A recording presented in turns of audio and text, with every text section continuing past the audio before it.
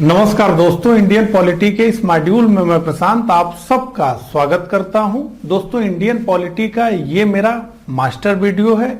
Indian polity के इस master video की हम शुरुआत करेंगे संवैधानिक इतिहास से। कॉन्स्टिट्यूशनल हिस्ट्री को सबसे पहले हम पढ़ेंगे तो 1773 के रेगुलेटिंग एक्ट से शुरू करके 1935 के भारत सरकार अधिनियम तक बहुत ही विस्तार से इस लेक्चर में हम पढ़ेंगे। इस लेक्चर को शुरू करूं उससे पहले मैं आपको बताना चाहूंगा कि ये जो लेक्चर है ये यूपीएससी और स्टेट पीएससीज के प्री और मेंस के सिलेबस के अनुसार पढ़ाया जाएगा। हालांकि आप किसी भी एग्जाम की तैयारी कर रहे हो जिसमें कि इंडियन पॉलिटी एक सब्जेक्ट है तो ये लेक्चर आपके लिए लाभदायक होगा। बस अंतर इतना है कि इसमें थोड़ा हम विस्तार से जाएंगे तो थोड़ा समय आपका ज्यादा लगेगा, लेकिन एक बार अगर आप ठीक प्रकार से चीजों को देख और समझ लेंगे तो आपको सारी बातें ठीक प्रकार से याद रहेंगे। तो चलिए इन्हीं सब बातों के साथ इस लेक्चर की शुरुआत करते हैं। तो देखिए 1773 के रेगुलेटिंग एक्ट पर हम आए और इसके महत्वपूर्ण प्रावधानों को एक क्रम से हम देखना शुरू करें। उससे पहले हम इतिहास में थोड़ा पीछे जाना चाहेंगे और हम ये समझना चाहेंगे कि वो कौन सी परिस्थितियां थीं जिन्होंने 1773 के रेगुलेटिंग एक्ट को अवश्यंभावी बना दिया। तो जैसा कि हम जानते हैं कि 1600 ईस्वी में ब्रिटेन की महारानी एलिजाबेथ के द्वारा ब्रिटिश ईस्ट इंडिया कंपनी को एक चार्टर्ड यानी एक अधिकार पत्र प्रदान किया गया कि जाओ और पूर्व के देशों के साथ व्यापार करो। 1613 में ब्रिटिश ईस्ट इंडिया कंपनी ने भारत में अपना पहला अस्थाई कारखाना सूरत में स्थापित किया और यहीं से हम मानते हैं कि भारत में ब्रिटिश ईस्ट इंडिया कंपनी की गतिविधियों का प्रारंभ हो गया। और ये पूरा मामला 1757 तक चला। इसी के दौरान अंग्रेजों का फ्रांसीसियों के साथ और अंग्रेजों का पुर्तगालियों के साथ संघर्ष हुआ। तो ये पूरा काल 1613 से 1757 का भारत में बीईआईसी के गतिविधियों का विस्तार का काल था। 1757 एक टर्निंग पॉइंट था बीईआईसी के लिए कि जब प्लासी के मैदान में बंगाल के नवाब सिराजुद्दौला को बीईआईसी के द्वारा युद्ध में हरा दिया गया और 1757 से ही अब बंगाल पर ब्रिटिश ईस्ट इंडिया कंपनी का अप्रत्यक्ष नियंत्रण प्रारंभ हो गया और बीईआईसी बंगाल के नवाबों को गद्दी पे बिठाने लगी। तो सबसे पहले तो मीर जाफर को कंपनी ने गद्दी पे बिठाया और उससे खूब पैसा लूट लिया। और ये दो तरफा पैसा लिया गया। एक तो कंपनी ने युद्ध क्षतिपूर्ति के रूप में पैसा वसूला और बंगाल के नवाब से कंपनी के कर्मचारियों ने, क्लाइव वगैरह ने निजी रूप से भी काफी पैसे लिए। तो करोड़ों रुपया तो प्लासी के युद्ध के तुरंत बाद लूटा गया। तो 1757 से ही बंगाल की खुली लूट प्रारंभ कर दी गई और इसके बाद मीर जाफर के बाद मीर कासिम को गद्दी पे बिठाया गया, उससे भी खूब पैसा लिया गया। 1764 में बक्सर का युद्ध लड़ा गया। बीईआईसी बनाम भारत की 3 शक्तियों, एक तो मुगल सम्राट शाह आलम द्वितीय, दूसरा बंगाल का नवाब मीर कासिम और तीसरा अवध का नवाब। इन तीनों शक्तियों ने एक साथ मिलकर के बीईआईसी को चुनौती पेश की। बक्सर में यह युद्ध लड़ा गया और इस युद्ध में बीईआईसी की विजय हो गई। यह बहुत बड़ी बात थी और यहां से ब्रिटिशों की ताकत भारत में स्थापित हो गई।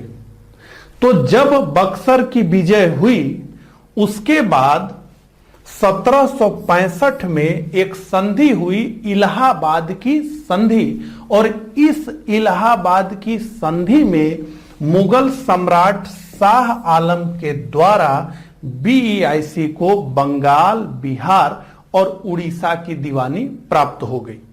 तो देखिए, हम जिस बंगाल की बात कर रहे हैं उस बंगाल के अंतर्गत आज का पश्चिम बंगाल, आज का पूरा बांग्लादेश, बिहार और उड़ीसा का भूभाग आता था। तो इसीलिए यहां पर लिखा है पूर्वी भारत पर बीईआईसी का अधिकार। ये बहुत बड़ा क्षेत्र था बंगाल।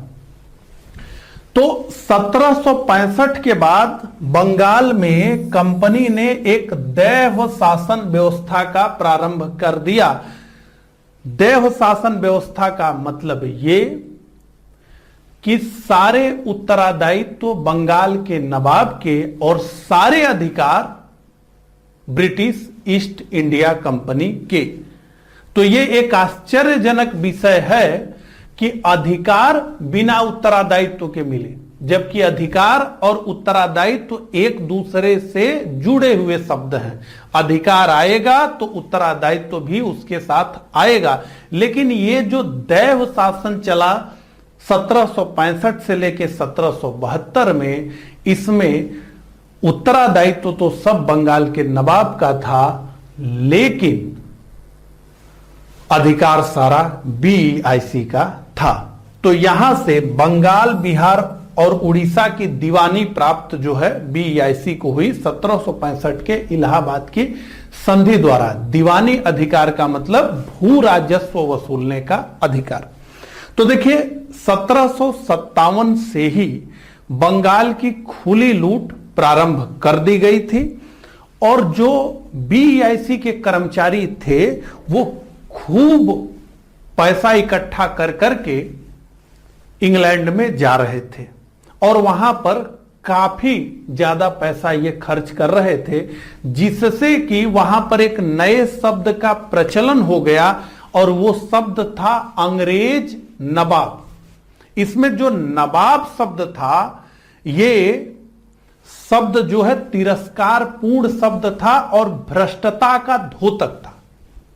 तो वहां पर जो अभिजात्य वर्ग था ब्रिटेन में, वो इन्हें अंग्रेज नवाब कहने लगा और बड़े तिरस्कार रूप से देखने लगा। तो बंगाल की खुली लूट कंपनी के द्वारा होने लगी और एक भारतीय इतिहासकार ने इस खुली लूट को यह कहा है कि बंगाल में डाकू राज्य शुरू हो चुका था।